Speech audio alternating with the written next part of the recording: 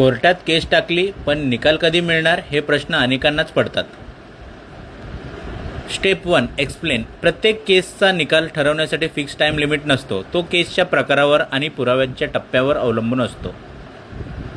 Type of cases. Civil केसमध्ये जमीन, मालमत्ता, हक्क इत्यादी प्रकरणे असतात. सरासरी 2 ते 5 वर्षे लागू शकतात अशा प्रकरणामध्ये.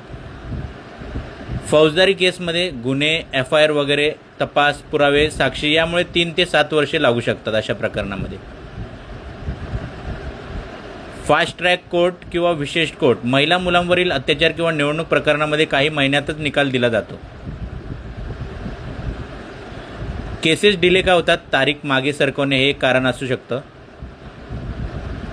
पुरावे अपुरे असणे हे एक कारण असू शकतं. साक्षीदार अनुपस्थितीत काही वेळा राहतात हे एक कारण असू शकतं. कोर्टाला बरेच केसेस असतात. जलद सुनावणीसाठी अर्ज तुम्ही करू शकता. तो दाखल करता येतो हायकोर्ट किंवा सुप्रीम कोर्टमध्ये.